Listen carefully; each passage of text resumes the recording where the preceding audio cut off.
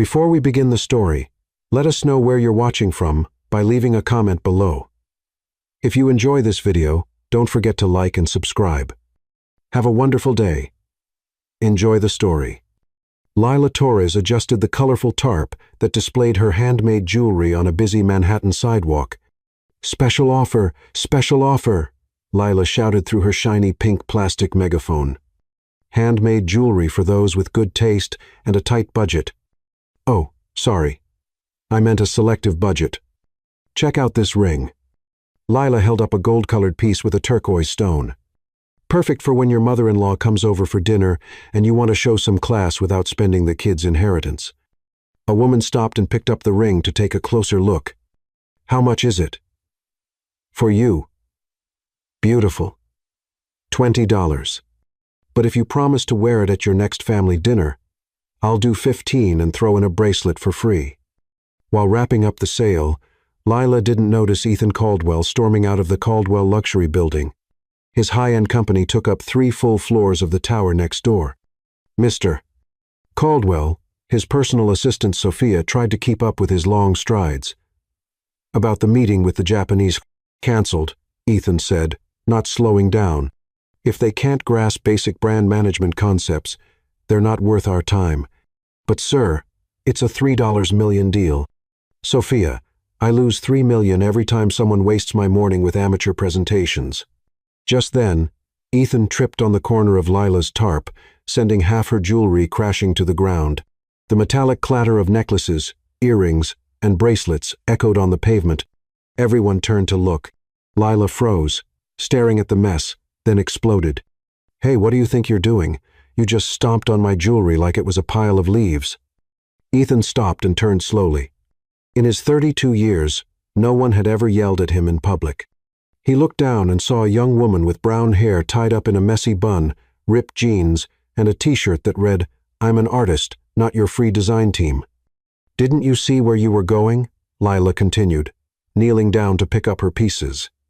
"Or do you only notice things that cost as much as an apartment?" Ethan began. But she cut him off. "Oh, save it. Look at this mess. That necklace was for a client at 2 o'clock. Lila held up beads, some of them with broken strings. "Now I have to redo everything because the king of arrogance decided the world is his personal carpet." Sophia stood there, stunned. In 5 years working for Ethan, she had never seen anyone talk to him like that. Ethan Caldwell was known as the Ice Emperor, a CEO who never smiled, never apologized, and certainly never tolerated being disrespected. But instead of exploding with anger as everyone expected, Ethan felt something strange, something he hadn't felt in, well, ever. It was like someone had flipped on a light in a room that had been dark for decades. "How much?" he asked simply. "How much what?" Lila looked up, frowning. "How much to make up for this mess?" Lila scoffed. "Oh, now you want to pay? That's new." Rich guy steps on the poor girl's stuff, then throws money around to ease his guilt. Ethan reached for his wallet. But Lila was faster. She stood up and grabbed her pink megaphone. "Attention, attention," she shouted. "We have a rare sighting here. A corporate executive who actually noticed other people exist. Anyone want a photo for National Geographic?" People started gathering, some laughing, some pulling out phones to record. Ethan felt something he hadn't felt in years. Social discomfort. Sophia stood nearby, ready to call security. "Please," Ethan said, his voice quieter now, almost unsure. "I really do want to make it right." Lila paused, surprised by his tone. She studied him for a moment. Clear aligners on his teeth, a suit that cost more than 6 months of her rent, a watch that could pay for her entire college degree. "All right, Mr. Gucci," she sighed. "If you really want to help, buy everything. Everything. Every single piece." Lila gestured toward the scattered collection. "There are 50 pieces. Regular price is $500, but since you're a premium customer who comes with a footprint included, let's make it $600. Sophia whispered in Ethan's ear. "Sir, I can handle this if you want." "No," Ethan interrupted, pulling out his black card. "Do you take card?" Lila laughed, a real laugh that made Ethan blink. Slightly dazed. I'll take blood-signed promissory notes if I have to. Yeah, but fair warning. If your card gets declined, I'm yelling even louder. As Ethan swiped his card through Lila's little pink card reader covered in unicorn stickers, she didn't stop talking. You know, for a CEO who looks like he just ate a sour lemon ice cream, you're not as bad as I thought. Most of your suit and tie colleagues would have walked right over my jewelry and never looked back. Some would even complain I got their expensive shoes dirty. How do you know I'm a CEO? Ethan asked, genuinely curious. Oh, come on. Lila rolled her eyes as she wrapped the pieces. The $3,000 suit, the GPS-enabled watch, the assistant who looks like a corporate ninja. Either you're a CEO or you're on your way to audition for a Wall Street movie.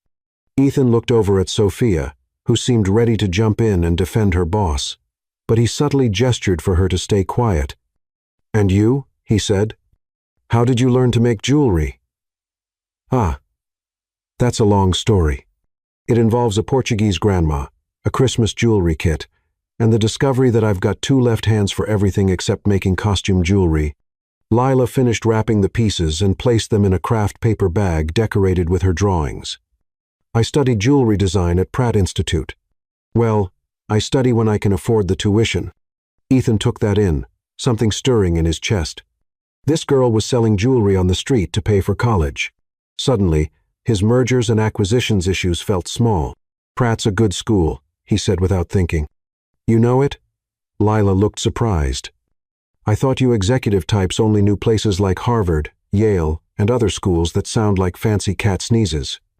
Ethan laughed, really laughed, a short, rough sound that made Sophia open her eyes wide.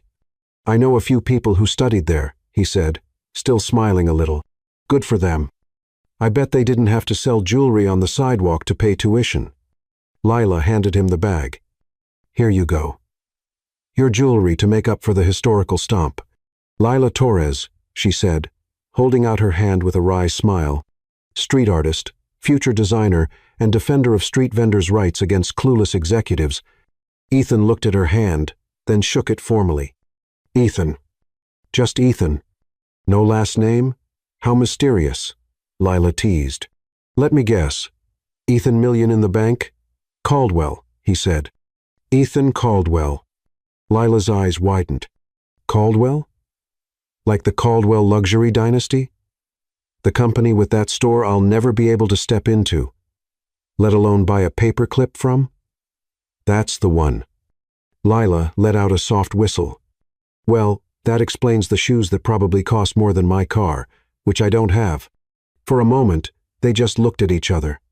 Ethan felt odd, like he was seeing his life from the outside for the first time. Sophia cleared her throat quietly, reminding him he had 2 meetings waiting and a conference call with Tokyo. I should. Ethan began. Go save the world from ugly ties and badly made PowerPoint slides. Lila finished. Go ahead, Mr. Caldwell, and thanks for buying the jewelry, even if it was your fault. As Ethan turned to go, something made him pause. He came back and pulled a business card from his pocket. If you ever need anything. Lila took the card and read it out loud. Ethan Caldwell, CEO, Caldwell Luxury Dynasty, private contact. She looked at him, doubtful. Seriously? What would I call you for? Tips on buying $1,000 shoes? Maybe, Ethan said, and for the second time in a few minutes, he smiled. Or maybe you'll have some advice on how I can avoid stepping on more handmade jewelry. First tip, look down once in a while. The world exists below the eye level of corporate giants. Ethan nodded, storing that away along with a strange feeling in his chest he couldn't quite name. As he walked back to his building, carrying a bag of handmade jewelry and with Lila's sarcastic voice still echoing in his ears, he didn't notice that Sophia was mentally recording every second to report later to HR. What he also didn't notice was that Lila slipped the business card into the front pocket of her jeans instead of tossing it out like she usually would with anything related to arrogant executives. And Lila grabbed her canvas and walked away, bouncing with happiness for having sold all her pieces. And Ethan went back to his office on the 47th floor, placed the bag of jewelry on his mahogany desk, and spent the next 15 minutes staring out the window, thinking about lively brown eyes, wild hair, and a pink megaphone.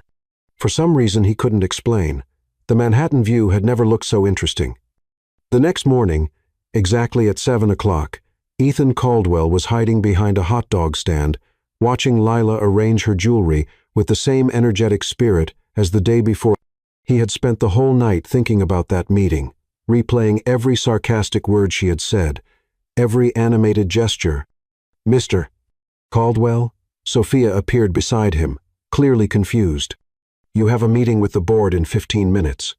"Cancelled," Ethan muttered, adjusting his sunglasses and the baseball cap he had bought in Times Square at 6. 0-inch the morning, his first purchase from a store that cost less than $100 in. Well, ever. "Butsia. Sophia. I need a day off." "A day? Excuse me? You heard me? A day off. Take the rest of the day too, with full pay." Sophia blinked, thinking maybe she had fainted on her feet and was dreaming. "Are you all right? Did you eat something bad? Do you have a fever?" Ethan waved her off with a vague gesture, turning his attention back to Lila, who was now shouting through a pink megaphone. "Attention, Manhattan workers. Your wedding rings are calling. They want some friends for when you forget where you left them after happy hour." Taking a deep breath, Ethan crossed the street and walked up to Lila's stand. He had practiced his approach all night. Nothing too forward, nothing that gave away who he really was, just Evan, a regular guy. "Good morning," he said, trying to make his voice sound casual. Lila looked up and froze for a second. Ethan had a moment of panic, thinking she recognized him, but then she smiled, not the sarcastic smile from the day before, but something friendlier. "Hey, you came back," she said, putting down the megaphone. "Don't tell me you broke all the jewelry and need more." No. Ethan laughed nervously, touching the brim of his cap. "I just was in the neighborhood and thought I'd see how you were doing." Lila crossed her arms, tilting her head. "Really? The almighty Ethan Caldwell was in the neighborhood? What neighborhood do you think this is? Park Avenue." Uh-oh. She recognized him. "Actually," Ethan said quickly, "I'm Evan. Evan Smith. Do you know that Ethan Caldwell guy? I work as an accountant." "Well, I did. I'm unemployed." Lila studied him for a long moment. Ethan started sweating under the cotton t-shirt he had bought in a rush. Another new experience. "When was the last time he wore cotton?" "Evan Smith," Lila repeated slowly. "Unemployed accountant." "Exactly. That's why I'm here, you know, getting a feel for life outside the office." Lila threw her head back and laughed. "Oh, that's a good one. And I'm Lila Rockefeller, heiress to a peanut fortune. I didn't mean." "You tried, but look." Lila pointed at him from head to toe. "First, that cap still has the tag hanging from it. Second, that shirt still has fold lines like it just came off the shelf. And third," she took his hand. "Your hands are softer than mine after using hand cream." Ethan looked at his hands, betrayed by his weekly manicures. "All right, you got me," he admitted. "But I really just wanted to, I don't know, get to know you better." "As Ethan Caldwell or as Evan Smith, the unemployed accountant?" "As both." "Neither." "I don't know." Ethan ran his hand through his hair, messing it up more than he meant to. "Look, I've never done this before." "Done what? Pretended to be a regular person? Talked to someone without a meeting agenda or contract involved?" Ethan admitted, surprised by his own honesty. Lila was quiet for a moment, then grabbed the megaphone. "Attention, attention," she shouted. "I need an assistant today. The position pays invaluable experience and questionable humor. Anyone interested?" Ethan looked around, confused. "What are you doing? I'm offering you the job, Evan." Lila said with a mischievous smile. "If you really want to see this side of life, how about spending a day selling jewelry with me?" "You're serious?" "You'll find out in 3, 2, 1. Do you accept?" Ethan looked at his comfortable life, waiting for him across the street. Meetings. Charts. Decisions that moved millions. Then he looked at Lila, her eyes bright with challenge and fun, and something inside him that had been asleep for years woke up. "I accept." "Excellent." Lila clapped her hands. "Professor Lila is officially on duty. First lesson, How to sell jewelry to people who think they don't need jewelry. Ethan spent the next 3 hours finding out he was absolutely terrible at being a street vendor. No, no, no. Lila interrupted for the 10th time as Ethan tried to approach a customer. You can't start by talking about the great cost-benefit ratio of the pieces. People don't want an executive presentation. They want to feel special. But cost-effectiveness matters, Ethan protested. For a refrigerator, maybe. We're selling dreams here, Evan. Passion, romance. That feeling that today they're Beyoncé, even if tomorrow they go back to being accountants. The next customer approached, a woman in her 42nd eyeing the jewelry with some suspicion. Go on, champ, Lila whispered, giving Ethan a little push. Hi, Ethan began, already sweating. Would you like to see our items? The woman raised an eyebrow. Lila covered her face with her hands. Items? Lila shouted. Items? Oh my goodness. Are you selling car parts now? Sorry. Ethan turned to the customer. What I meant was these pieces, chosen special, might bring out your beauty. The woman started to walk away. Wait. Lila jumped in front. What my friend is trying to say is that we have the perfect piece for you. See these earrings? They give off the exact same powerful energy you do. I bet you're the kind of woman who walks into a room and everyone knows not to mess with you. The woman paused, intrigued. How did you know? Honey, I know a boss when I see one. These earrings, they were made for women who don't wait for permission to shine. And guess what? They're on sale today because, between us, they've been waiting for someone like you. The woman bought 3 pairs of earrings. After she left, Ethan looked at Lila with admiration. How did you do that?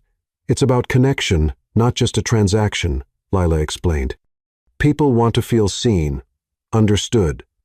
You were talking at them, not with them. Wow. You should give executive talks and get paid $2 grand to put a room full of CEOs to sleep. No thanks. The day went on, and Ethan slowly got better. At one point, he was even using hand gestures while explaining to a young woman why the necklace she was looking at was perfect for that first date when you want to impress, but not look like you're trying too hard. You're learning. Lila cheered when the young woman walked away with the necklace in a gift bag. This is more fun than I expected, Ethan admitted. At work, everyone agrees with me. Here, I have to win each person over. Welcome to the real world, Evan Smith, unemployed accountant who somehow knows all about sales strategies and office ergonomics. Ethan blushed. I read a lot. Of course you do. Let me guess. Your favorite reading is quarterly reports and market analysis. Hey, I read fiction too, Ethan defended himself, knowing full well the last non-work thing he read was an operations manual from their last acquisition. What kind of fiction? You know, with characters and storylines. Lila laughed so hard she almost knocked over the jewelry.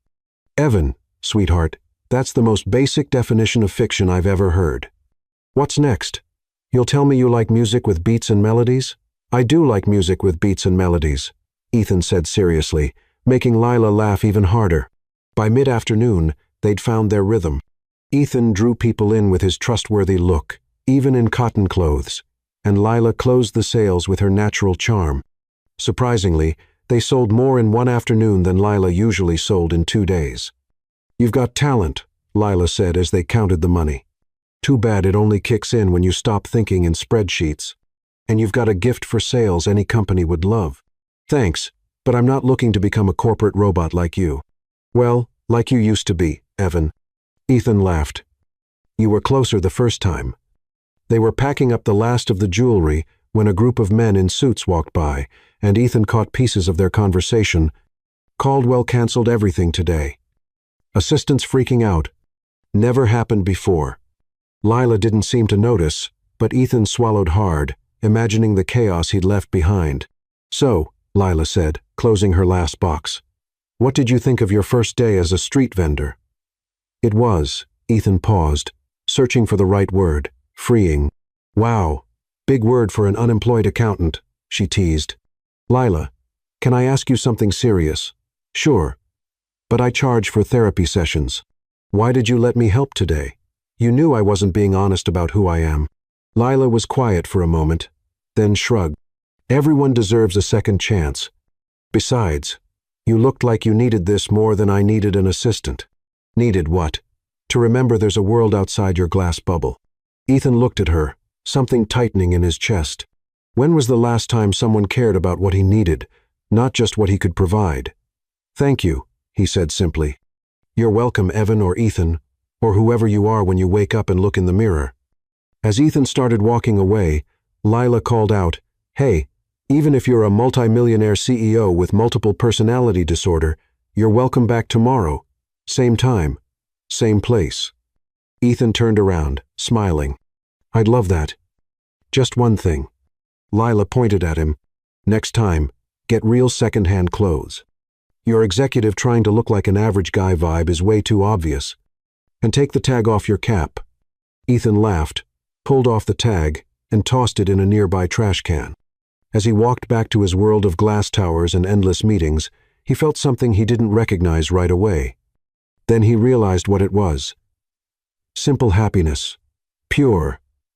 Not the satisfaction of closing a big deal or hitting financial targets. It was the strange and wonderful feeling of having spent a day just being himself, or maybe of being seen by someone who saw through the masks. On his phone, 3 missed calls from Sophia and 12 messages from the board asking for explanations. Ethan ignored them all and saved a new contact. Lila. Jewelry and life lessons. He didn't have the nerve to save it as the reason I smiled today. Not yet.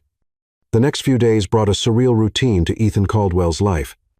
In the mornings, he was the feared CEO, making billion-dollar merger decisions and firing executives without blinking. In the afternoons, he was Evan, the unemployed accountant, learning to wrap paper and make up stories about the origins of each piece of jewelry. Rule number 1 of street vendor life, Lila declared on day 3, holding up a paper coffee cup like a royal scepter. Cheap coffee is your friend. Fancy coffee is your budget's enemy. Why the enemy? Ethan asked, genuinely curious. His morning coffee cost $15 in his building's lobby cafe.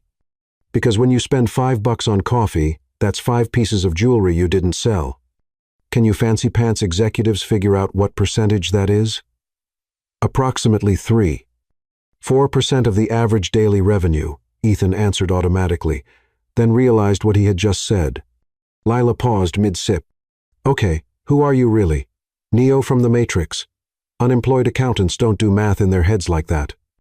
I had a good education. Sure, and I'm a distant cousin of the Queen of England. Come on, tell the truth. Are you some genius hiding from government experiments? Ethan laughed, feeling lighter than he had in years. Maybe I've worked with numbers for a long time. Look, Evan or Ethan or Matrix or whoever you are, you've got 2 options here, Lila said, pointing a dramatic finger at him. 1, keep up the mystery accountant act, and I'll spend the next few days coming up with crazier theories about your secret identity. 2, admit. I've already figured you out, and stop trying to convince me you're normal. Can I try being normal? Ethan offered with a shy smile. Now we're getting somewhere. Lesson number 2. How to act normal when your bank account has more zeros than your team's Super Bowl score. And how do I do that? Lila waved her arms. First, stop talking about resource optimization when I ask if you want guarana or cola. Second, learn how to complain about everyday stuff. Third, form an opinion about reality shows. Reality shows? Ethan frowned. Yes. Regular people have opinions on who should win Big Brother, even if they don't watch it. It's required. I watch. Ethan stopped, realizing the last thing he'd seen was a stock market analysis on Bloomberg. You watch what? Let me guess. Documentaries on the global economy. Actually, I was going to say I watch the one with the chefs. Top Chef? Master Chef? Hell's Kitchen? You've got to be specific. The one where the people are always yelling. Lila threw her head back, laughing. All of them, Evan. All of them. As they chatted, a couple of tourists walked up, eyeing the earrings. Go for it, champ, Lila whispered. Remember, connection, not transaction. Ethan took a deep breath and stepped toward the couple. Hi. These earrings would look great on you. See how they match your eyes? And look at this coincidence, he improvised. They were inspired by the street art just around the corner. The couple looked in the direction he pointed, then back at the earrings. And you know what's most interesting? Ethan went on, surprising even himself. The artist who made these earrings was going through a time of personal discovery when she created them. Every curve represents an obstacle she overcame. Lila stared with her mouth open as Ethan closed the sale with a completely made-up story about the personal journey behind each piece. Where did that come from? She asked once the couple left, happy with their purchase. I don't know. It just came out. You're kind of lying again. Storytelling. Ethan corrected her. It's what we do in executive presentations all the time. Oh, so you admit you're an executive? Ethan stopped, realizing he'd slipped. Lila, if I tell you the truth, will you still want to be my friend? First, I want to know, since when are we friends? Aren't we? Lila studied his face for a moment. You really are Ethan Caldwell, aren't you? The billionaire CEO who stepped on my jewelry and then came back pretending to be someone else. Yes, Ethan admitted, bracing for her anger. And you've been coming here every day because? Because. Ethan struggled to find the words. Because that day was the first time in years that I felt alive. And you treated me like a regular person, not a pile of money or a business contact. Lila stayed quiet so long Ethan thought she might never speak to him again. Can I ask you something? She finally said. Anything. Do you have any idea how bizarre this is? A billionaire pretending to be a regular guy commoner. Ethan corrected automatically. Doesn't change the point. Why would you do that? Ethan looked down at his hands, now a little rough after days of handling packaging and jewelry. Do you know what it's like when your whole life is decided by other people? When you wake up and every minute of your day is already planned? When even your meals are scheduled and your meetings have meetings? No, Lila said honestly. I wake up not knowing if I'll have money for dinner. And I wake up not knowing if I'll have time for dinner. We're both stuck, Lila, just on opposite ends. Lila thought about that, then picked up a golden ring from the collection. See this ring? It shines differently, depending on where you look from. From one angle, it's gold. From another, it almost looks bronze. Maybe people are like that too. Deep thoughts from a girl who sells jewelry on the street. Smart words from a billionaire pretending to be an unemployed accountant. Or even. They laughed together, and Ethan felt something in his chest loosen. Something he hadn't realized was tight. Can I keep coming here? He asked, a little unsure. Under a few conditions, Lila said, raising a finger like a teacher. First, no offering money as the solution to everything. Second, no talking about stocks, mergers, or acquisitions unless I ask. Third, if you say cost-benefit ratio one more time, I'll use the megaphone to let all of Manhattan know you cry during dog movies. I don't. Do you cry? Maybe, Ethan admitted, blushing. Everyone cries, but you know what I meant. And fourth, tell me about your life, the real version, not the cleaned-up one in Forbes. Ethan hesitated. In his whole life, he had never shared anything vulnerable with anyone who wasn't a paid therapist. I don't know if I know how. It's easy. You open your mouth and let the words come out. Want to practice? I'll go first. Lila sat down on the ground, gesturing for him to do the same. My name is Lila Torres. I'm 22. My parents came from Brazil when I was 5.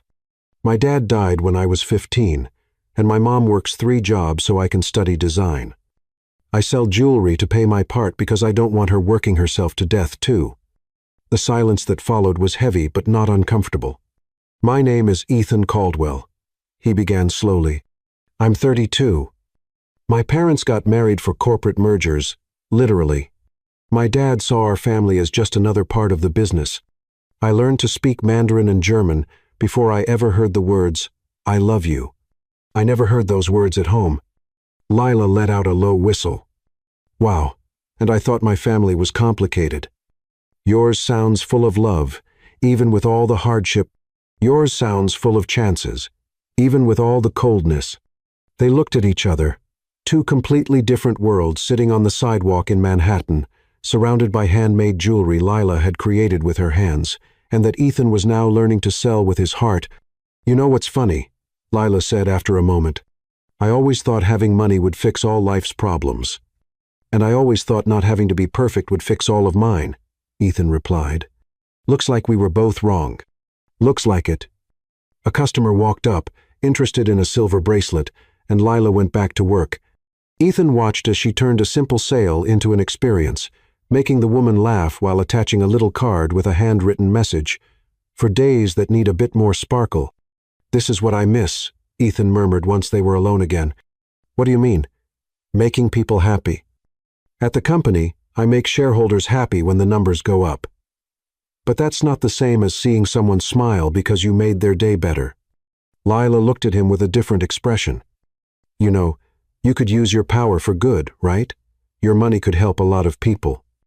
"I give to charities." "That's not the same as connecting with people. Giving is just writing a check. Connection is this." Lila motioned to the booth, to the people walking by, to the organized chaos of New York street life. Ethan watched an older woman stop to admire a necklace, then walk away mumbling about prices. Without thinking, he stood up. "Ma'am," he called. "This necklace, it was made by a local artist, one of a kind. And between you and me, I think you've got just the kind of personality it's been looking for." The woman came back, curious. "Looking for handmade pieces have a soul of their own. This one's been a little lonely, waiting for someone with a bit of life experience to give it meaning." Lila watched, impressed, as Ethan continued his unique approach. Part business, part poetic, completely unexpected. The woman ended up buying not just the necklace but also a bracelet for her granddaughter. "Where did you come up with that?" Lila asked once they were alone again. "Life experience. The soul of the piece. I don't know. It just felt true." "Ethan Caldwell, I think you've got a hidden talent for selling jewelry. Or maybe I just have a great teacher." The day kept going like that, with Ethan and Lila finding their own rhythm. He helped organize the display while she explained design. She walked him through the techniques for each piece, and he used basic logistics to improve the layout of the booth. "This bracelet," Lila said, picking up a piece with braided threads, "took 6 hours to make. I use a technique my grandma taught me when I was a kid." 6 hours? Ethan did the math quickly. "That's about $3 an hour, based on the sale price." There goes the executive again. "It's not about money per hour. It's about creating something unique." "Sorry. It's automatic." Ethan picked up the bracelet, studying the detailed work. "It's beautiful, really. I can see how much time you put into it. Now you're getting it." As the sun started to set, painting the sky with orange tones, Lila began packing up the jewelry. "This has been my best sales day in months," she said, counting bills. "You definitely have a magic touch with customers. Maybe because I understand the value of having something one of a kind," says the man who probably owns a watch collection worth more than my college degree. 3 watches, Ethan admitted. "And you're right about the value. But watching you work, I realized I've never created anything with my own hands." "That's kind of sad," Lila said honestly. "Creating something is therapeutic. It's like leaving a mark on the world that's just yours. Would you teach me? Not to sell or make a profit, just to create." Lila stopped what she was doing and looked at him. "You really want to learn? More than I've wanted anything in a long time." "All right. Come early tomorrow. Bring clean hands and a little extra humility. And Ethan, thank you for being honest with me. Thank you for giving me a chance." As Ethan walked back to his apartment on the Upper East Side, his hands stained with silver and his heart lighter than it had been in years, his phone buzzed with dozens of messages. "Mr. Caldwell, where are you? Sophia." The Tokyo meeting was a mess. Executive assistant. Your father called 3 times. Personal secretary. For a moment, Ethan thought about replying, diving back into a world of obligations and expectations. Then he looked at his dirty hands, smiled, and put the phone on silent. For the first time in his life, Ethan Caldwell was exactly where he wanted to be. And tomorrow he'd learn to make a piece of jewelry with his own hands. The day started off well. Ethan showed up early, just like Lila had asked, carrying a coffee for her from the same cheap place she always went to, and wearing jeans that actually looked worn. He had even used sandpaper on them to give them that authentic look. "Well, look at this." Lila laughed when she saw him. "Mr. Billionaire's trying to look like Mr. Blue collar. At least you took the tags off. I took your lesson seriously." Ethan smiled, handing over the coffee. "Ready for my first jewelry-making class?" Lila had brought a small box with basic tools, pliers, silver wire, colorful beads, and a few small stones. "Let's start with something simple, a basic bracelet." "It's harder than it looks," she warned, showing him how to hold the pliers. "If I can negotiate with Japanese shareholders, I think I can bend a piece of wire," Ethan said confidently.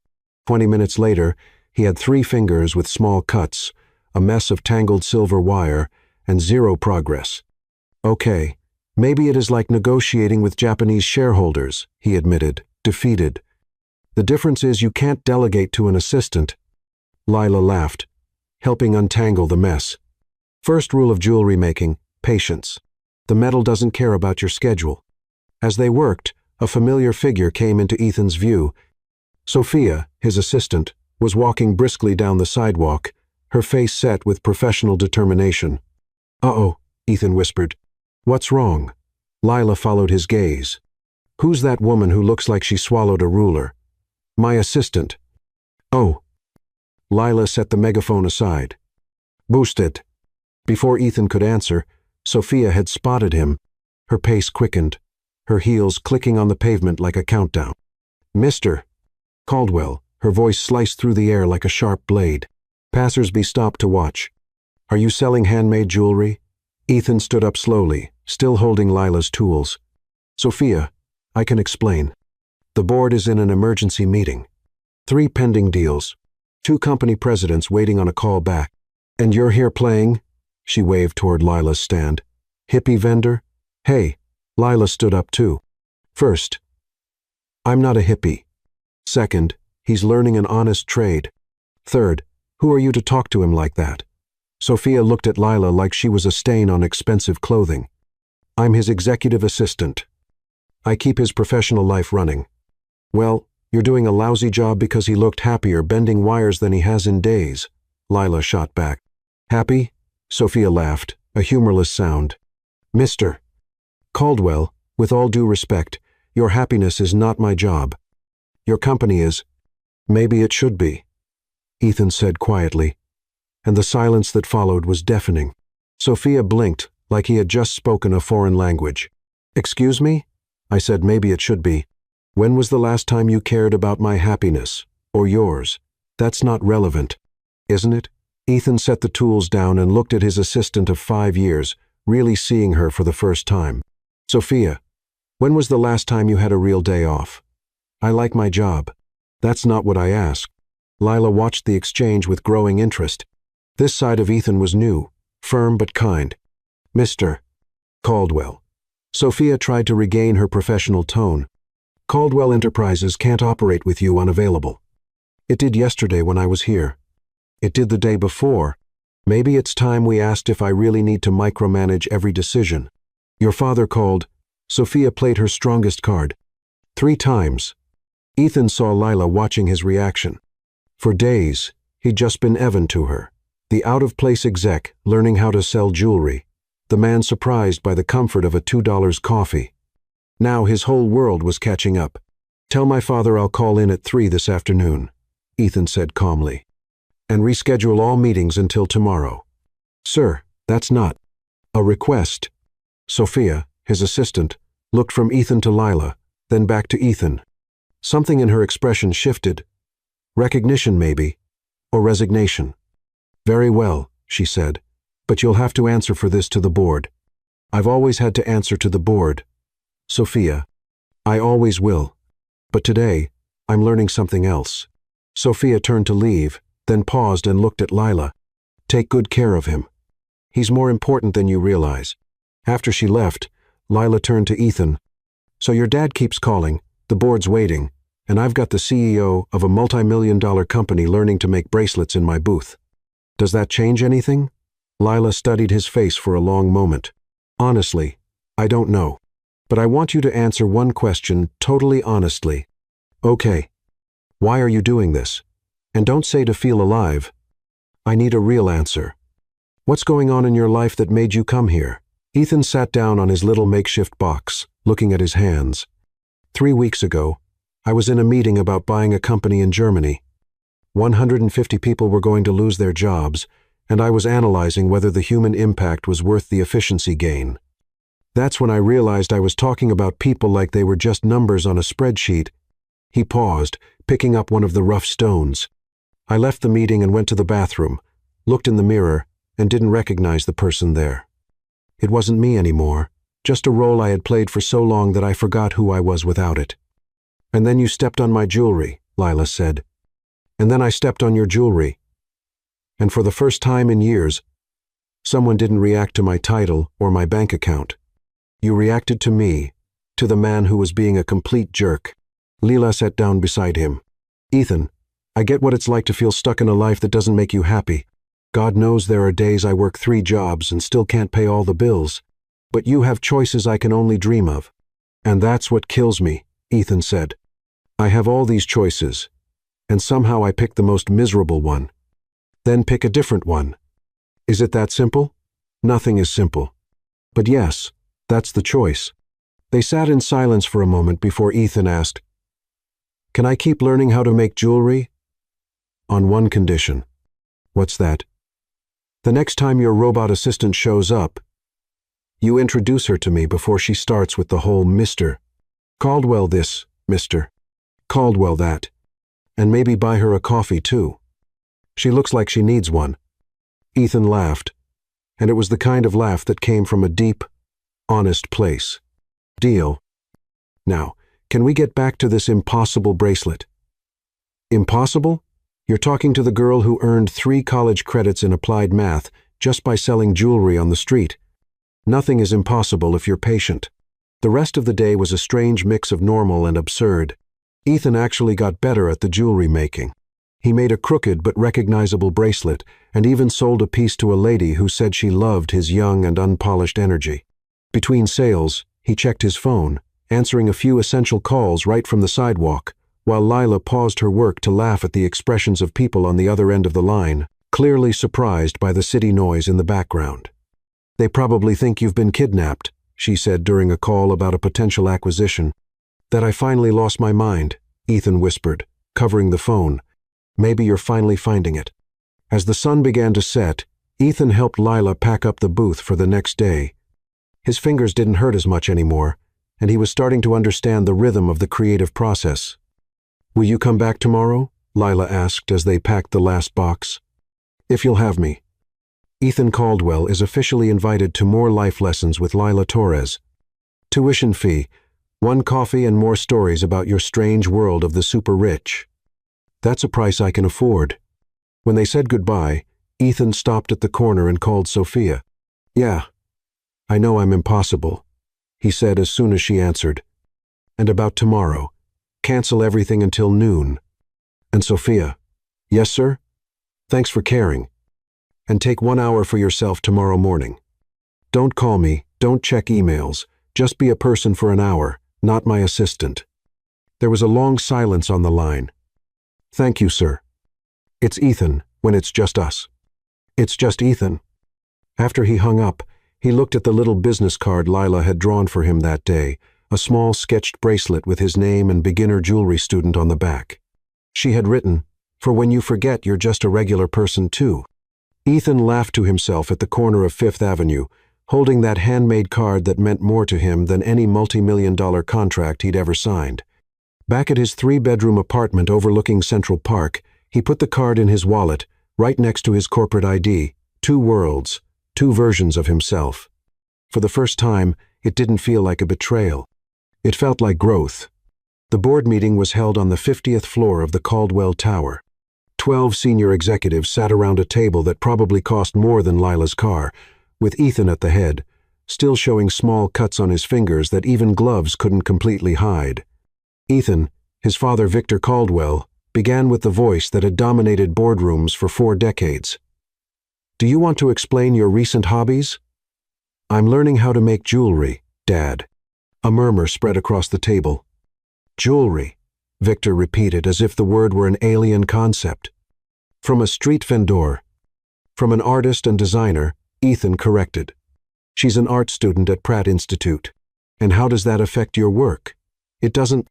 In fact, it's giving me a fresh perspective on creativity and design that could benefit our luxury division. James Wong, the CFO, flipped through some papers. The numbers don't lie, Ethan. Our productivity has dropped 12% in the past 2 weeks. Correction, Sophia interrupted, walking into the room with a stack of reports. Our decision-making productivity has dropped, but the quality of our decisions has increased. 2 acquisitions we would have approved were rejected after a more thorough analysis, saving the company $8 million in potential losses. Everyone looked at her. Sophia never interrupted meetings. And how do you know this? Victor asked. Because when Mr. Caldwell isn't micromanaging every decision, we're forced to do a more thorough analysis before it gets to him, she answered calmly. Maybe the company could benefit from a CEO who isn't constantly available. Ethan looked at his assistant with newfound respect. Sophia had defended his position without him asking. Interesting theory, Victor conceded, but that doesn't explain the time lost with craft work. Actually, Ethan stood up, walking to the window that overlooked Manhattan. I'd like to propose something to the board. What? That we hire Lila Torres as a design consultant for our Caldwell Artisan line. The silence was complete. You want to hire a street vendor? Someone asked from the back of the table. I want to hire a talented designer who understands the market in a way our current team doesn't. She creates unique pieces that sell not for their status but for the emotion behind them. It's exactly what our new line needs. That's crazy, Victor declared. Maybe. Or maybe it's genius. She has an artistic vision, understands operational costs because she lives with them, and has a loyal customer base that buys based on story and connection, not brand. The debate that followed was intense. Ethan argued with a passion he hadn't felt in years, presenting data on market trends, showing photos of Lila's pieces, explaining her unique sales philosophy. When he finally left the meeting 3 hours later, he had a hesitant approval for a 3-month experimental consultancy for Lila. Sophia met him in the hallway. That was impressive, boss. Thanks for defending me in there. I just told the truth. And Ethan, she's lucky to have you. I'm lucky to have met her. Same here. That afternoon, Ethan found Lila at her usual booth. She was arguing with a man in a suit over the price of a necklace. $20 is ridiculous for this, the man complained. Then don't buy it, Lila responded flatly. There's a Walmart 2 blocks down. Lila, Ethan intervened gently. Is this necklace one of the pieces that uses the technique you taught me yesterday? Yes. With the double knots. Why? Ethan turned to the potential customer. Actually, this process takes about 4 hours of manual work. That's about $5 an hour if you only consider production time, not including materials, experience, and creativity. Do you think $5 an hour is ridiculous? The man hesitated. Well, when you put it that way. And this doesn't even consider that you're getting a one-of-a-kind piece, handmade by a talented artist who is funding her education by creating art. $20 is actually a very reasonable price. The man bought the necklace. Where did that come from? Lila asked when they were alone. I just applied business logic to justify the real value of your work. Ethan Caldwell, you're becoming the salesman of my dreams. Actually, Ethan took a deep breath. I have a proposal for you. If you're offering to pay me to stop selling on the street, we've already talked about that. No. It's a real job. Lila paused in the middle of rearranging her necklaces. What? I presented your art to my board today. They agreed to offer you a 3-month consultancy to develop our new Caldwell Artisan line. You did what? You'd be your own boss, create unique designs, have access to all the company's resources, including a salary that would cover your tuition and still leave you with... Wait. Lila raised her hands. What exactly are you offering me? A consultancy contract to design a new signed jewelry line for Caldwell Luxury Dynasty. Lila was silent for a long moment. Why? Because you're talented. Because your vision is exactly what we need. Because... No. Why really? Don't tell me it's because I'm talented. Tell me the truth." Ethan looked into her eyes. That honesty of his that had become his trademark with Lila. "Because you changed my perspective on everything, and maybe I want to give you the chance to change others too. And what if I don't want to work for a company like yours? It would be with total creative freedom, your own hours, your own space. You just use our resources and distribution network." Lila walked in small circles, thinking, "I need to think about it." Of course. No pressure. "Ethan." "Yes. If I accept, things are going to change between us. I know. We'll be seeing each other in different environments. There will be meetings, contracts, corporate expectations. You'll go back to being Mr. Caldwell instead of Evan." "Lila, you saw Ethan Caldwell today. In the meeting, I was still me. You didn't turn me into Evan. You helped me find parts of Ethan that had been lost." She nodded slowly. "Can I still sell here on slow mornings? Why not? And you'll still come learn how to make jewelry. If you'll let me, and the co-workers won't treat me like, if anyone disrespects you, they'll have to answer to me, and then to Sophia." Lila laughed. "She's scary. She's more than scary. She's protective." A group of Japanese tourists passed by, stopping to look at the jewelry. Lila automatically switched to sales mode, and Ethan watched as she worked her magic. When they left with a bag full of purchases, Lila returned to her contemplation. "How much? The contract?" "Yeah." Ethan mentioned a number. Lila's eyes widened. 3 months to start, with the possibility of extension. Lila looked at her small stand, at the carefully organized jewelry, at Ethan waiting for her response. "One condition." "What's that?" "If you try to interfere with my creativity or turn me into a corporate brand clone, I'll go back to this sidewalk. No regrets, no warning." "Agreed. And I want part of the contract to include donations to art programs for low-income youth." "We'll include that in the contract." Lila extended her hand, dirty with silver and varnish. "Deal, Mr. Caldwell."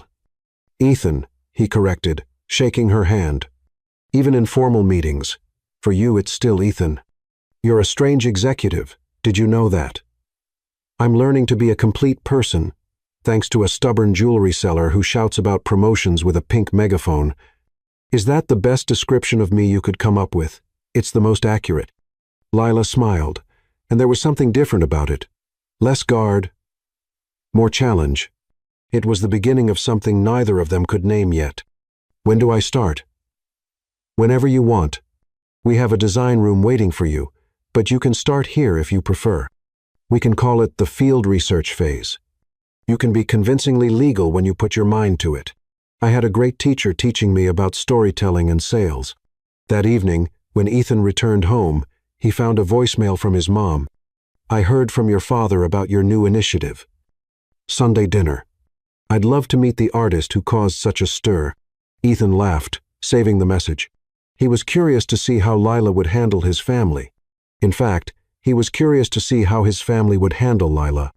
But first, he had a contract for Sophia to prepare, a contract unlike any Caldwell luxury dynasty had ever offered, a contract that included a very specific clause, the consultant's right to continue selling independently on the sidewalk whenever she wished, with a small space dedicated to her art in the company's facilities, where she could later even train other young artists interested in doing the same.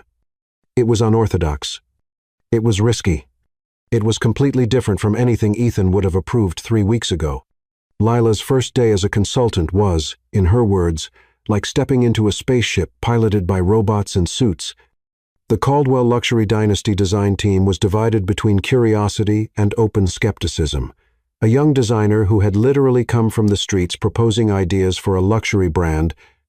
"Your space," Sophia said, opening the door to a room with large panoramic windows, professional workbenches, and state-of-the-art jewelry-making equipment. Lila whistled low. "This is bigger than my apartment. And it has a view and no truck noise. Mr. Caldwell was specific about your needs. There's also a small kitchen with snacks, unlimited coffee supply, and," Sophia pointed to the corner, "your pink megaphone. in case you miss street sales." Lila laughed, genuinely touched.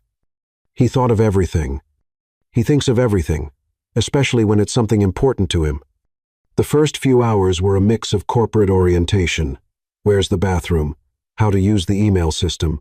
Formal introductions. Lila Torres, our new design consultant, with varying tones of false politeness and pure experimentation with the new materials. Ethan showed up in the late afternoon, finding Lila surrounded by sketches, tools scattered around, and 3 different prototypes. "How's your first day in the corporate world?" he asked.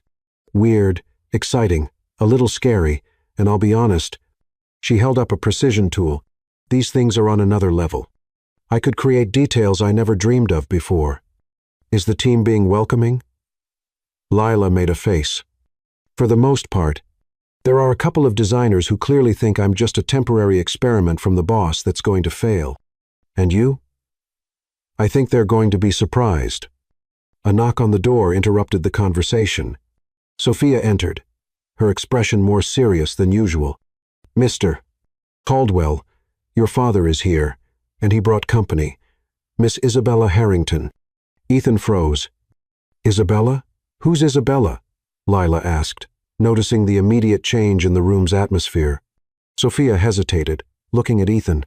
"Isabella is a long story," Ethan said diplomatically. "A fiancé," Sophia clarified without diplomacy. "A future fiancé, engaged by his father 6 months ago." "What?" Lila exploded. "It was more of a business alliance than a marriage." Ethan tried to explain quickly. "It's not official. I never agreed to it formally." "But you also never publicly denied it," Sophia added. "And now she's in the lobby with her father and a team of advisors." Lila rubbed her face with her hands. "Okay, let me see if I got this straight. You're pretending to have a fiancé?" "More like tolerating family plans for an advantageous merger marriage," Ethan murmured. "In English, please. It's a business marriage my father is forcing. 2 family companies. It would create an empire. A strategic merger. And do you have an opinion on that?" "Yes," Ethan answered firmly. "I think it's outdated and ridiculous. But Isabella is a good person who's also being pressured by her family. We kind of made a silent pact to delay it indefinitely. Until now," Sophia commented. "It seems like the parents are getting impatient." Lila stood up suddenly. "Okay, I need to process this. You have a business fiancé walking in here right now, and I'm here making jewelry while you're doing what exactly? Avoiding answering why you're still single?" "Lila. No. You know what's funny? I thought you were different. That you were really changing. But this is what rich people do, right? They play with other people's lives to close deals. It's not like that. So what is it? Explain, Ethan." And this time, the whole truth. Ethan looked at Sophia, who discreetly left the room, closing the door. "Isabella Harrington is the daughter of the owner of Harrington Diamonds. Our parents went to school together, always talked about merging the companies. When my grandfather died, he left a clause in his will about strengthening family alliances. My father took that as a green light to arrange my marriage. And you agreed to that? I prolonged it. I avoided it. I made excuses. Isabella did the same. We've met a few times, made it clear to each other that we were pawns in our parents' game. We agreed to drag it out until our families gave up. And has it worked so far? So far." Lila walked around the room, processing it. "How much longer do you plan to keep this charade going?" "I don't plan on keeping anything. I'm going downstairs now to clearly tell them there's not going to be any marriage. Because of me? Not because of you. Because of me. Because I'm tired of letting other people decide my life. Because for the first time in years, I felt like I'm in charge of my choices." Lila stopped, looking directly at him. "Are you sure about that? Because it seems like a big decision to make because of a few sidewalk jewelry lessons." "It's not because of the jewelry lessons. It's because of who I've become since I started going to those lessons." A long silence filled the room. "Okay," Lila finally spoke. "Let's go."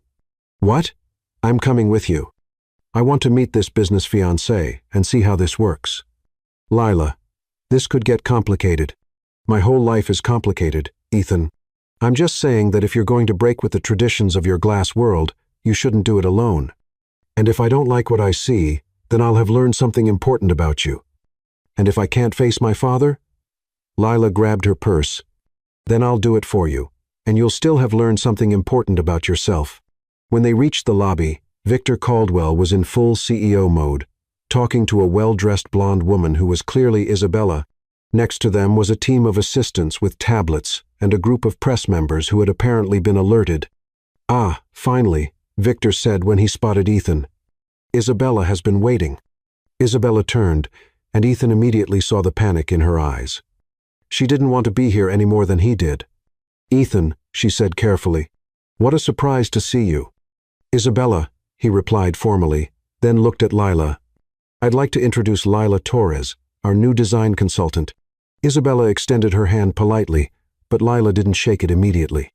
Instead, she looked directly at Victor Caldwell. "So you're the father who arranges marriages?" she said bluntly. The lobby went silent. "And you are?" Victor asked, raising an eyebrow. "The reality your son is learning about. And also the person who's going to say what everyone here is too afraid to say." "Lila," Ethan tried to intervene, but she kept going. "This marriage is a farce. If you look into their eyes, you'll see two people who would rather be anywhere else. And if your companies depend on a forced marriage to thrive, maybe the problem is with the businesses, not with the kids." "With all due respect," one of the assistants said, "you don't understand the complexities of complexities. A man and a woman being forced to marry for a brand merger is complexity?" Lila turned to Isabella. "Sorry for being blunt, but do you want to marry him?" Isabella blinked nervously, looking around before answering. "It's complicated. It's simple. Yes or no?" "No," Isabella finally admitted quietly. "And you?" Lila turned to Ethan. "No," he answered more firmly. "So what's the problem?" Victor Caldwell was red with anger. "The situation is not as simple as you make it sound.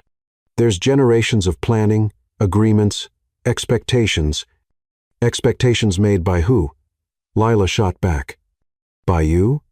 The parents who decided that your kids are extensions of the business? That love and compatibility are luxuries rich people can't afford in the name of profit?" "Miss Torres," Victor said in his most intimidating voice, "I'd suggest you improve your understanding of how family businesses work before—" "Dad," Ethan interrupted, his voice echoing through the lobby. "Enough."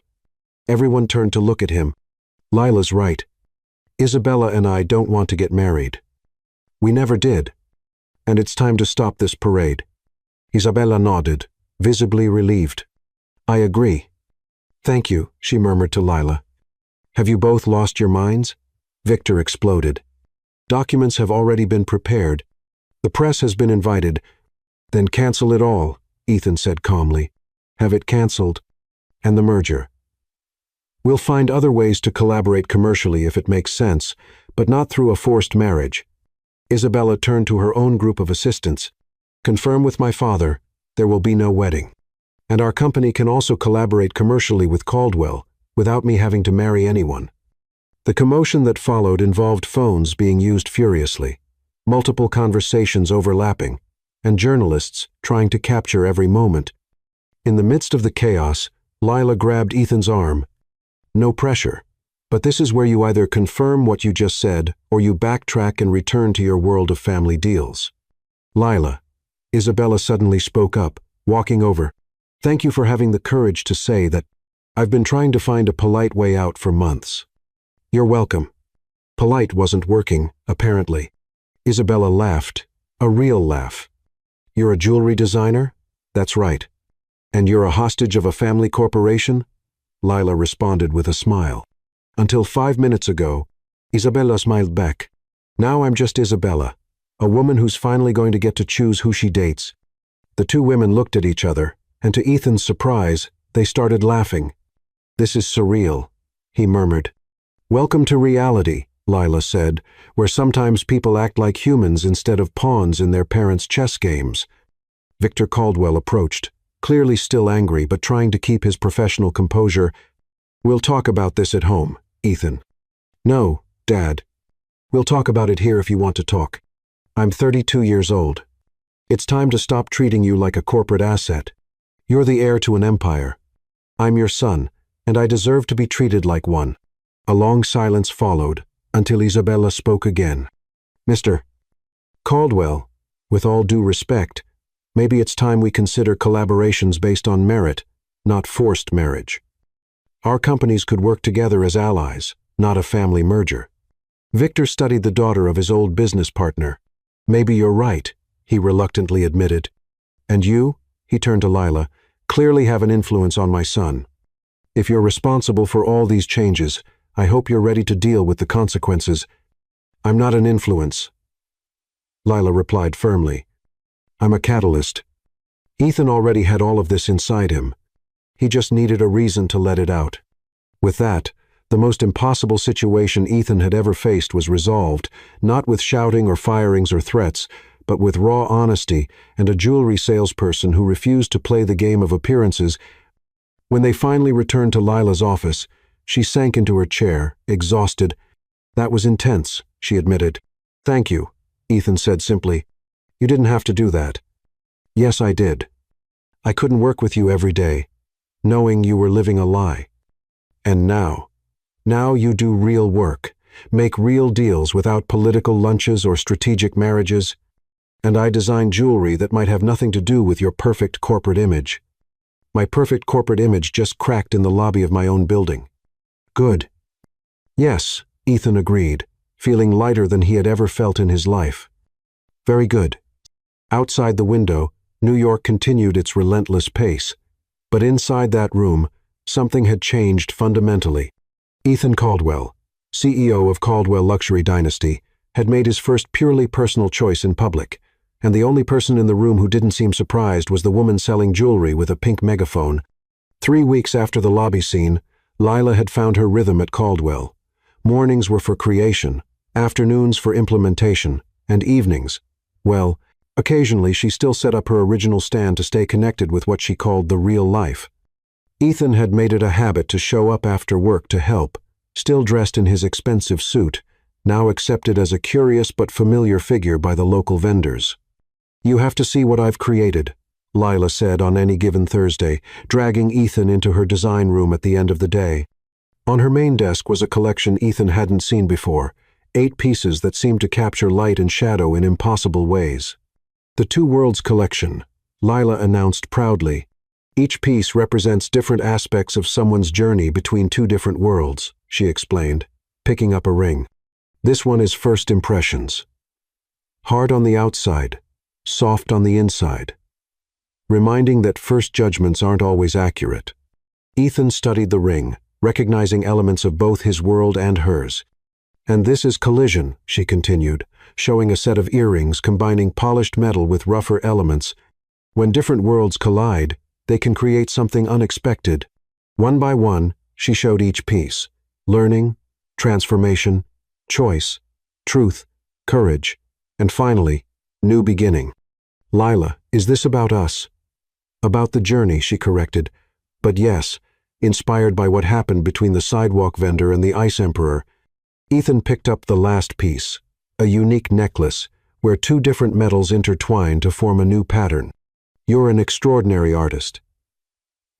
And you're an inspiring model for the Before and After series," she laughed. "Can I ask you something?" "Always." "If this collection is a success, what changes?" Lila sat at her work desk. "Honestly, I don't know. I've never had a platform like this for my art. Caldwell has international distribution, premium marketing, luxury market reach. You'll become famous. Maybe. Or maybe it'll be a total failure, and I'll go back to the pink megaphone. It won't be a failure. You believe in me a lot. I believe in what I see. And what I see is that you have something our industry lost. Authenticity." Lila studied his face, something changing in her expression. "Ethan, there's something I need to tell you." "What?" "When you showed up that morning 3 weeks ago, all stiff and awkward, trying to be normal, I already knew who you were. Your face was on all the business magazines." Ethan blinked. "You knew all along?" "All along. And I let you continue your parade because I was curious about who Ethan would be without the corporate masks." And then? What did you discover? That Ethan is so much more interesting than Ethan Caldwell. A comfortable silence settled between them. As Ethan processed this revelation, why didn't you tell me earlier? Because you needed to get there on your own. I couldn't take off your masks. I could only give you a mirror to see all sides of yourself. Ethan looked at the scattered jewelry pieces, each one telling a part of the journey he had lived through over the past few weeks. How long have you been working on this collection? Since the day you blinked at my jewelry. That long? I had a feeling you'd be important. Before Ethan could respond, the door opened abruptly. Sophia entered, flustered in a way Ethan had never seen before. Sorry to interrupt, but we have a situation. What kind of situation? The kind that involves corporate espionage, stolen designs, and our top market news. Sophia replied through gritted teeth. What? Lila and Ethan spoke together. Our rival Crimson Luxury just announced the launch of a new collection, the Two Worlds collection. Designs identical to yours, Lila. And they're saying it was you who stole their designs. Lila's face drained of color. How is that possible? No one has seen these pieces except... She looked at Ethan, and he saw the realization dawning in her eyes. The suspicion, the fear that maybe their worlds really were too different. Lila, I didn't. Who else knew about this collection, she asked. Her voice different now, colder, more distant. No one. I mean, just who? Ethan, your family, your executives, your assistant? No, but are there cameras in the building? Security systems that could have captured my sketches. Sophia intervened carefully. To be fair, our security is extensive. Anyone with access. Access I gave her. Ethan exploded. I told her to have full access to any areas she needed. And apparently someone took advantage of that, Lila said, her voice still cold. The question is who and why? Ethan looked at Sophia. Start an investigation now. I want to know every person who had access to this area, every login in the systems, every... Ethan, Lila interrupted. You need to consider one possibility. What? That maybe I was a mistake. That bringing an outsider into your protected world was a naive idea. No. That's exactly what they want you to think. They. Whoever stole your designs. Crimson Luxury has been our rival for years. They do anything to sabotage us. Lila grabbed her bag. I need to think. Lila, please. Don't let this destroy what we have. Ethan. Because right now, it feels like I'm just a consultant whose creative property was stolen in your company. How does your world decide to punish or promote? It's not like that. It's not? Then explain how it works when outsiders clash with insider traditions. Ethan felt everything he had built with Lila slipping through his fingers. Prove who did this. I swear to you, we'll find the truth. And what if the truth is that your corporate world will never accept me? That I'm always going to be the street vendor who doesn't belong? Then we change the world, Ethan said with quiet conviction. Lila paused at the door. Or maybe I just go back to mine. After she left, Ethan and Sophia were silent. She has a point, Sophia said hesitantly. Corporate espionage usually comes from the inside. Someone with privileged access. Then find them. I don't care what you have to do or how much it costs. Ethan. Yeah? You're in love with her. It wasn't a question, and Ethan didn't try to deny it. Yeah, he admitted. And I'm not going to lose her over some corporate thieves who think they can destroy what we've built. Then let's fight back. How? The same way we always fought back. By the legal rules, but also being smart about them. And Ethan, maybe it's time to consider who really has your loyalty in this company. Alone in Lila's design room, Ethan looked at the Two Worlds collection. Each piece represented a journey he and Lila had taken together, and he wasn't going to let anyone, corporate rivals, family pressure, or Lila's own insecurities destroy that. Picking up his phone, he called someone he hadn't spoken to in years. Isabella Harrington. Isabella. It's Ethan. I need your help with something unofficial, and it involves finding out what Crimson Luxury really knows about security systems. Sometimes, he thought, you have to use every connection you have, even ones that came from traditions you just rejected. The war to protect Lila and the future they could have had only just begun. The corporate war, Ethan declared, lasted only 3 days before exploding in the press in a way no one had predicted. "Look at this," Sophia said, throwing magazines onto Ethan's desk on Monday morning. The headlines ranged from CEO Caldwell's romance with employee to design scandal, romance or theft. The worst one was a grainy but recognizable photo of Ethan and Lila laughing together at her street booth, with the caption, "Billionaire plays commoner while corporate secrets are leaked." "How did they get this photo?" Ethan demanded. "The revelations just keep getting worse," Sophia continued. "Crimson leaked emails supposedly from you to the press, suggesting that you gave Lila privileged access for personal reasons." Ethan felt his anger rising. "Emails I never sent. Obviously forged, but convincing. And there's more." What more could there be? Lila was photographed leaving the building yesterday with a box. The media is interpreting it as resignation or dismissal. Speculation ranges from a broken romance to money laundering. Ethan immediately grabbed his phone, dialing Lila. Voicemail. "She hasn't answered since yesterday," Sophia gently informed him. "Where is she?" "I don't know. She hasn't responded to messages and wasn't seen at her usual booth this morning." A cold chill settled in Ethan's stomach. "Find her. Use any resources necessary. Hire a private investigator, whatever it takes. I've already done that. They're reporting back in an hour." "What about the investigation into the leak?" Isabella found something interesting. "There's an IT employee who made a suspicious deposit 3 days ago, Lucas Martinez. He's been here for 2 years. Bring him here now." While waiting, Ethan tried to understand how everything had fallen apart so quickly. In less than a week, Lila had gone from creative partner to what? A fugitive, a suspect. Lucas Martinez entered the room 20 minutes later, sweating profusely. "Mr. Caldwell, I can explain." "Then explain. And be very careful with your next sentence." I received an offer. 50,000 to copy some files and make sure certain people had access to the systems." "Which people?" "Crimson Luxury. But it wasn't to steal designs. They said they just wanted market information." "And you believed them?" Ethan's voice was dangerously low. "They paid me more in 1 week than I make here in a year, sir. I have a family. Just like all the people whose jobs you've put at risk, including Lila." "About that," Lucas hesitated. "There was more to the deal." "Go on."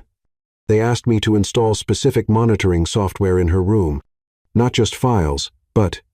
He swallowed hard, temporary cameras to photograph work in progress. The silence that followed was suffocating.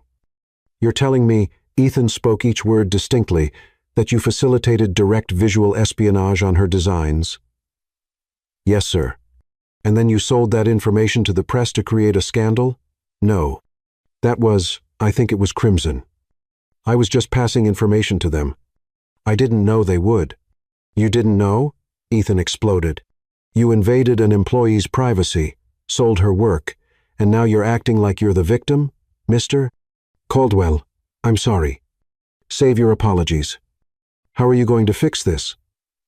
I can testify against Crimson. I have emails, recordings of the negotiations. They threatened my family if I didn't cooperate fully." Ethan studied the man in front of him, pathetic, scared, but maybe useful. "Sophia, call our lawyers. We're suing Crimson for corporate espionage and invasion of privacy. And get protection for Lucas's family." "Yes, sir." "As for you," Ethan turned to Lucas, "you will cooperate fully. And when this is over, you're fired, but with a recommendation letter that will ensure you find work elsewhere." Thank you, sir." "Don't thank me. Do your job. And Lucas, if you lied about anything you just told me, I will personally ensure you never work in tech again." After Lucas left, Ethan sat heavily in his chair.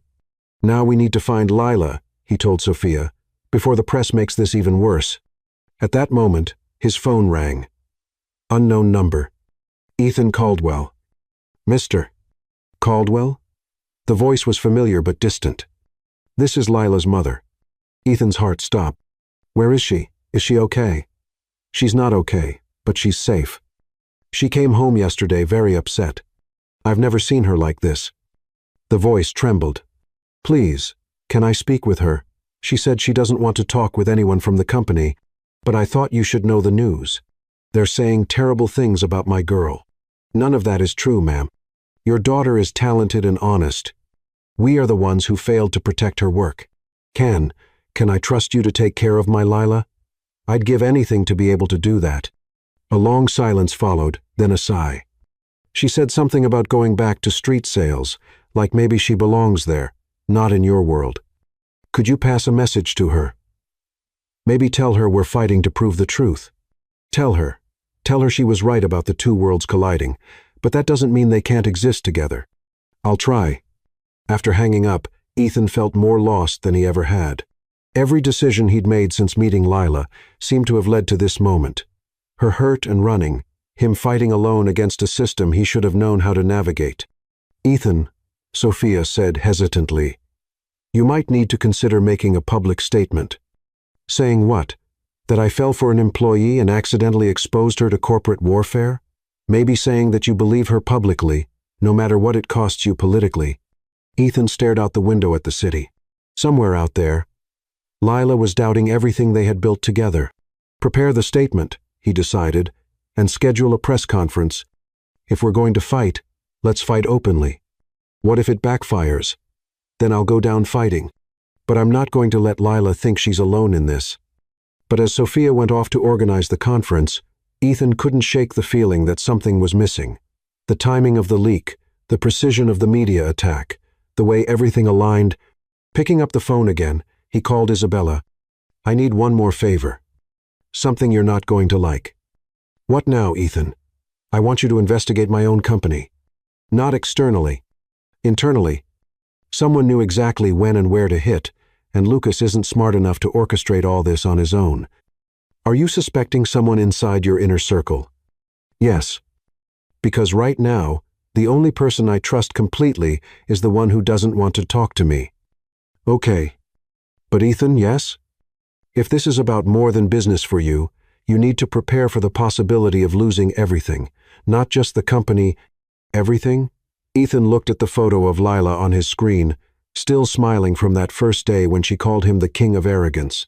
I already lost what matters most. Now I just want justice for her. Then let's get it. But as she hung up, the question lingered at the edge of his mind. If Lila had been right from the start, if their worlds really were too different, then was fighting to be together worth destroying both their worlds in the process? It was a question Ethan wasn't sure he was ready to answer. The press conference was scheduled for the next day, but events moved faster than anyone expected. In the middle of the night, Ethan received a call that changed everything. Mr. Caldwell. The voice was young, nervous. My name is Ryan Lee. I worked in the junior design department until today. Speak fast. It's 3:00 the morning. I had been warned not to talk, but I can't live with this. About the leak of Lila's designs. Ethan was instantly awake. What do you know? It wasn't Lucas who started this. He was paid afterward to take the blame. The real leak came from someone with much more access. Who? Meeting tomorrow. I have proof, but Mr. Caldwell, trust only Sophia. No others. The line went dead. Ethan was still processing this when his phone rang again. Isabella. Passion fruit, she said without preamble. Her safe word since childhood. What's going on? Found something about that internal investigation you asked for. My contact at the NYPD has connections.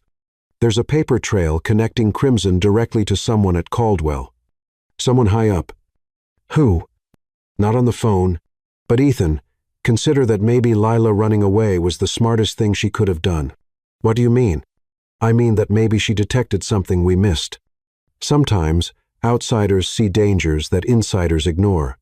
Find her, but also protect her. And yourself. After another unsettling conversation, Ethan made a decision. At 4:00 the morning, he drove to Queens, to the address he'd convinced Michael, head of security, to discreetly find out. Lila's apartment building was a modest walk-up in Astoria. Ethan climbed 4 flights of worn stairs, so different from his world of private elevators and concierges.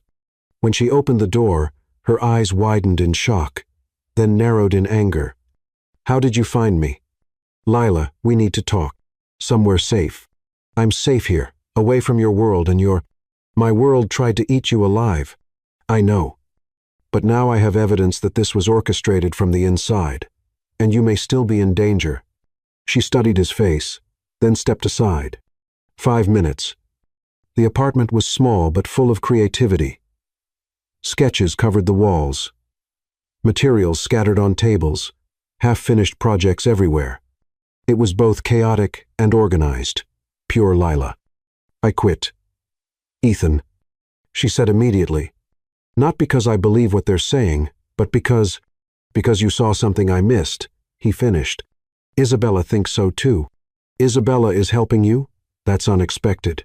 "Many things have been unexpected lately, including realizing that I, Ethan, stopped."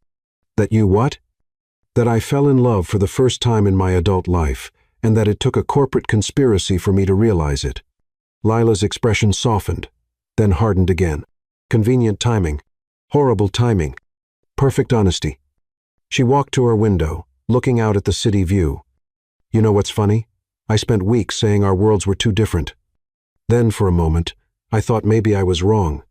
But now I see I was right, but not for the reasons I thought." "What do you mean?" "I thought the problem was money, class, background. But the real problem is power, and who has it and what they'll do to keep it. Your world doesn't just eat people like me, it turns people against each other." "Lila, no. Let me finish. I saw something last week. Lucas was getting instructions, not just from Crimson.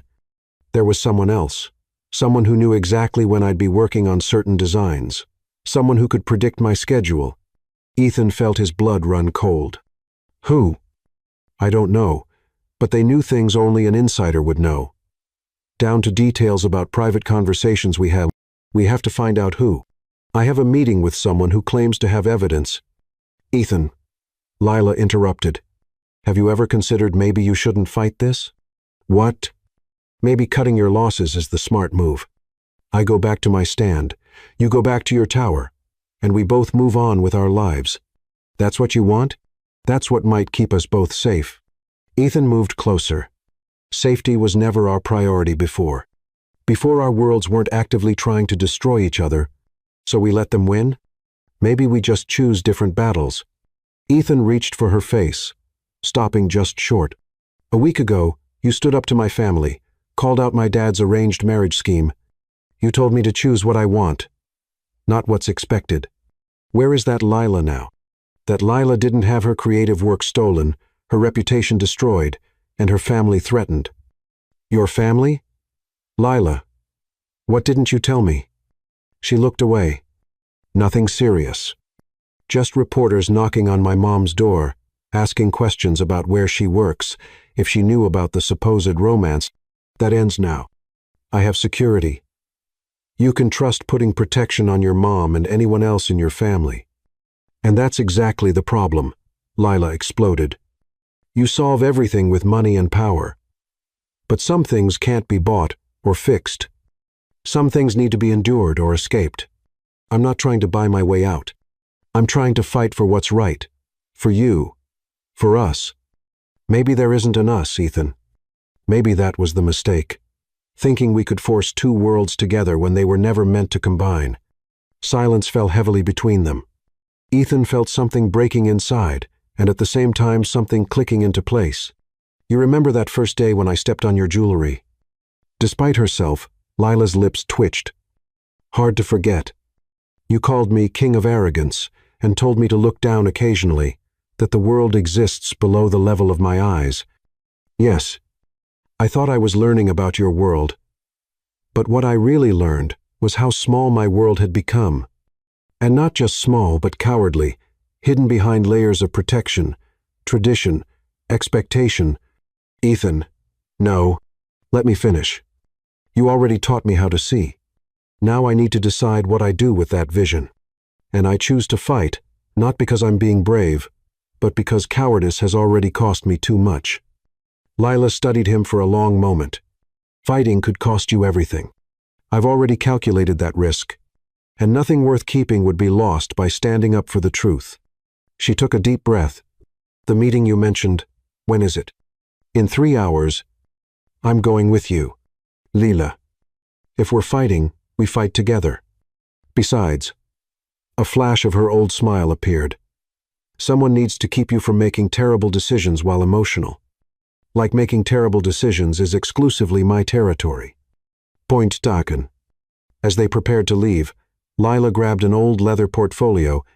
Can I show you something before we go? Inside were sketches Ethan hadn't seen before. I couldn't sleep the last few days, so I designed. It's a new collection. The designs were unlike anything Lila had created before. Darker, more complex, but somehow even more beautiful. Each piece seemed to tell a story of conflict and resolution. The Truth in War collection, she explained. Because sometimes you have to go through hell to find your heaven. Ethan looked at her, realizing that even in crisis, Lila's creative spirit couldn't be suppressed. You're extraordinary, you know that? I'm just stubborn. And right now, I'm stubbornly choosing to fight back. But Ethan, yes? After this is over, after we determine who betrayed whom and why, we need to have a real conversation about what comes next. Because crisis isn't a foundation for a relationship. Agreed. For now, let's go find out who's been manipulating both our worlds. And then we make them pay. As they left her apartment, dawn was breaking over New York. Ethan couldn't help but think it was symbolic. A new day beginning, bringing either resolution or destruction. Possibly both. Hand in hand, not as CEO and consultant, not as symbols of two different worlds, but as two people who chose to face whatever came next together. The war for their truth was about to begin.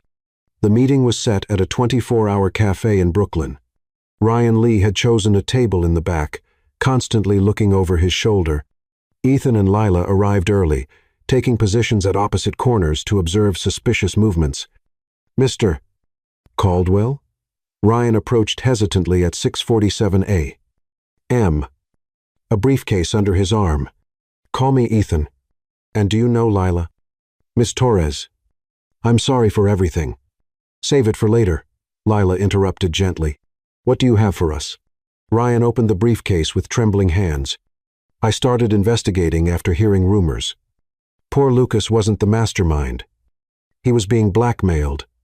His sister needs an expensive surgery. He spread out photos, printed emails, and transaction records. The real operation was being run by his operations chief, James Wong. James? Ethan furrowed his brow.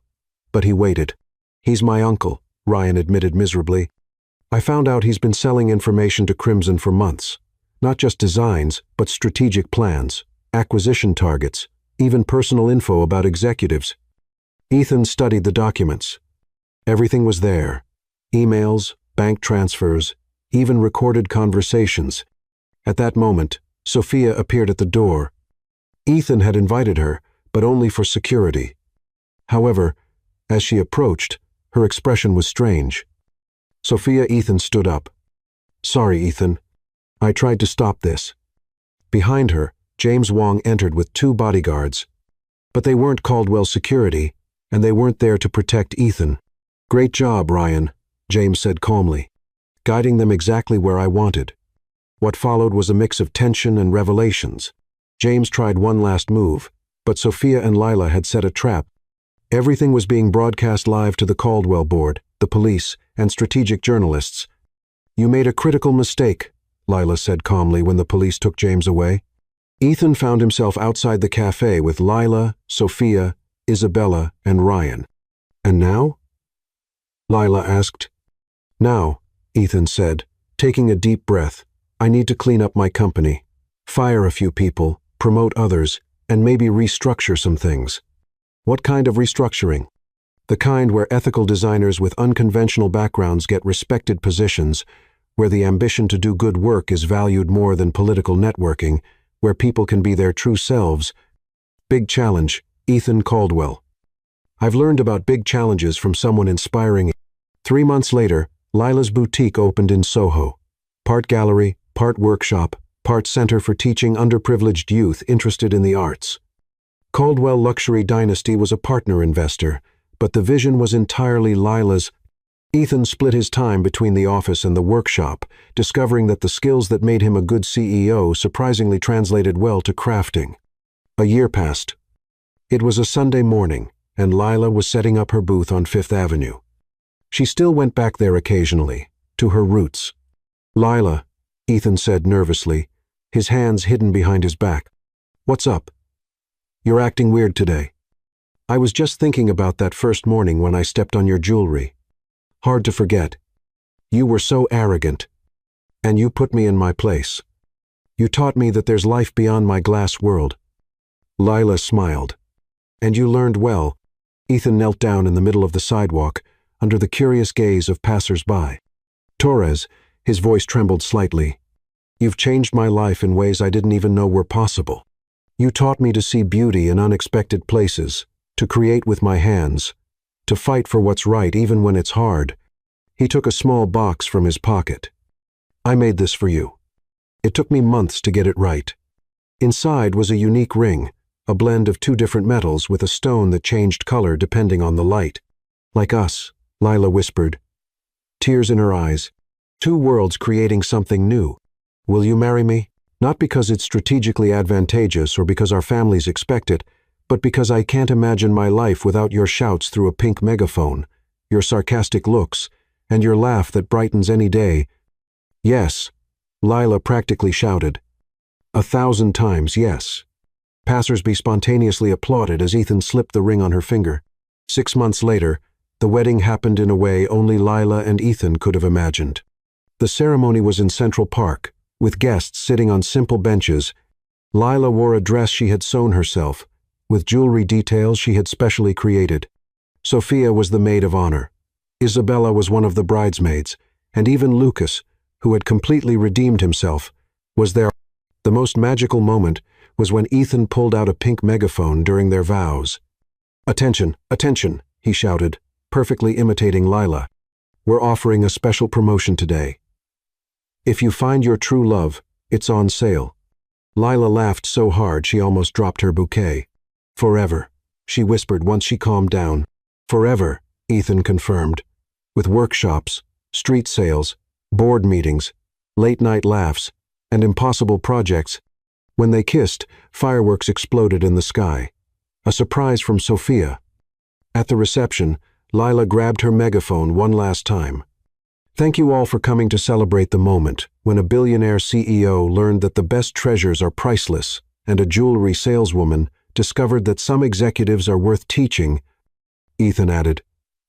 And so, under the New York sky, two people who started with colliding worlds ended up dancing together, creating their own music, their own dance, their own happily ever after.